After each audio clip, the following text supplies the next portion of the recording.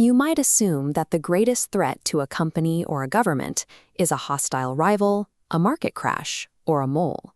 But the most dangerous person in a hierarchy rarely holds a knife. They are the perfectly dressed subordinate in the boardroom, aggressively nodding and smiling at every flawed idea the leadership proposes.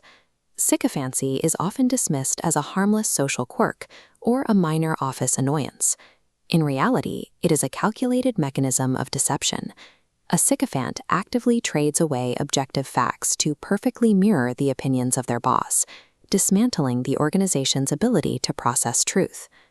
The strategy has evolved significantly since its origins. The English word sycophant comes from the ancient Greek term sykophantes, which translates to one who shows the fig. In Athenian courts, the term described a malicious informant who initiated false prosecutions for personal financial gain. Over the centuries, behavior shifted toward the whispering, servile manipulation seen in the royal courts of Europe. Classical philosophers identified this behavior as a profound moral failing. Aristotle mapped out the virtue of friendliness, which required sharing in pleasure while maintaining an obligation to object to things that are harmful or tactless. He argued that when this compliance is driven by an ulterior motive, to secure wealth or power, the individual ceases to be a friend and becomes a flatterer. The modern sycophant operates on this exact transaction. They voluntarily surrender their personal integrity and objective reality for the sake of proximity to power. This flowchart illustrates the toxic symbiosis required to build a functioning echo chamber. It requires both a vulnerable host and a willing parasite. The subordinate sends a constant stream of validation upward, and in return, the leader sends rapid promotions, resources, and status back downward. Evolutionary psychologists call this organizational lekking. In the wild, a lek is a gathering where males engage in competitive displays to entice mates. In a corporate environment, this biological survival drive is displaced into the boardroom. Subordinates utilize power dressing and obsequious verbal agreement to secure status and resources from alpha leaders. The system requires a specific type of leader to function. The host of an echo chamber typically exhibits executive hubris and high narcissism, traits characterized by extreme overconfidence and an insatiable need for approval. Because these leaders seek environments that validate their inflated self-image, they aggressively penalize dissenting voices and surround themselves with enablers. Acting as that enabler takes a massive psychological toll. Constantly suppressing authentic thoughts to mirror a superior causes severe cognitive dissonance. Over time, the daily requirement to praise flawed ideas or unethical behaviors leads to moral injury, resulting in symptoms of burnout, shame, and a deep resentment toward the very leader being flattered. What is left is a completely blind ecosystem. It is an architecture engineered to process compliance instead of truth, shielding the leader from reality until it is far too late. When an organization builds structural walls to block out dissenting feedback, reality eventually reasserts itself with devastating force. History provides extreme examples of this collapse. In imperial China, the eunuch Zhao Gao utilized unchecked sycophancy to control all access to the emperor. When the emperor died, Zhao Gao masked the smell of the decomposing corpse with saltfish, while forging decrees to force the rightful heir to commit suicide. His manipulation of the court destroyed the state's administration and caused the rapid collapse of the entire Qin Dynasty. Modern corporate titans have suffered similar pathologies. Monolithic entities like Enron, Blockbuster, and Lehman Brothers were led by executives who refused to acknowledge shifting market realities. They built echo chambers where dissent was viewed as disloyalty, ensuring that critical warnings never reached the executive suite. The startup Theranos serves as a monument to the dangers of this culture. Founder Elizabeth Holmes maintained autocratic control over her company by weaponizing a zero-tolerance policy for dissent. Any scientist or employee who challenged her impossible technological claims was immediately forced out or threatened with litigation. To insulate herself, Holmes assembled a board of directors composed of aging political titans like Henry Kissinger and George Shultz. They possessed immense political capital, but virtually no scientific or startup expertise. The board members who offered unwavering support were celebrated and richly rewarded, creating a manufactured echo chamber that allowed a multi-billion-dollar fraud to persist for years.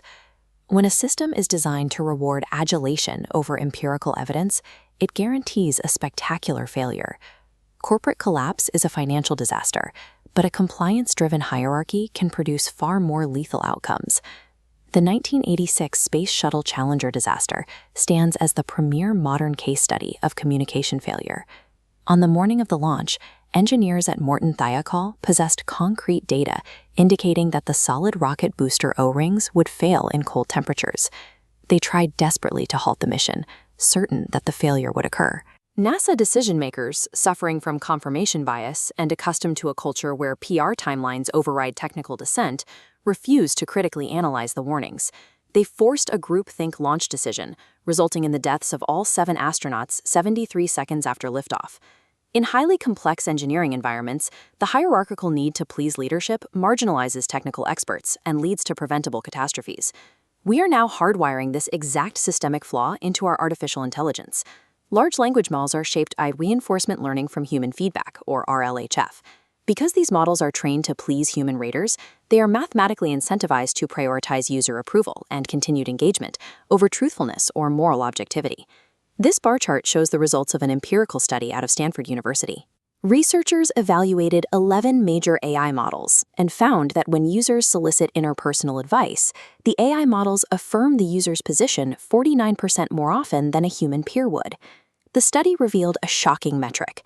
AI enthusiastically validates users 47% of the time, even when they describe deceitful, harmful, or illegal conduct. The machine tells the user exactly what they want to hear. The social friction of disagreement is essential for moral growth and accountability. By replacing that friction with algorithmic sycophancy, we are engineering our own epistemic closure and warping our capacity for self-correction. Overcoming sycophancy requires recognizing the necessity of disagreement. Truth-telling must be structurally mandated to survive the pressure of corporate self-interest. The foundational prerequisite is psychological safety. This requires reaching a specific cultural stage known as Challenger safety, where individuals feel completely secure pointing out systemic flaws and criticizing leadership plans without fear of retaliation. Implementing 360-degree feedback provides a structural weapon against sycophancy. This tree diagram shows how gathering anonymous evaluations from peers and direct reports intercepts the flow of flattery. When advancement is tied to the respect of colleagues rather than the approval of one boss, the incentive to simply manage up is neutralized. Organizations can also institutionalize dissent through red teaming. This involves assigning a group of professionals the task of attacking a strategy from an adversarial perspective. By formalizing the role of the critic, red teaming removes the social stigma of disagreement and prevents the normalization of deviance. Relying on good intentions is useless in a high-stakes hierarchy. Robust architectures of accountability are the only way to ensure that merit and objective reality are allowed to flourish. While these structural systems provide the framework for truth, they only function if the person at the apex of the hierarchy allows them to. The founding Prime Minister of Singapore, Kuan Yew, described the need for titanium leaders, individuals with a high psychological melting point.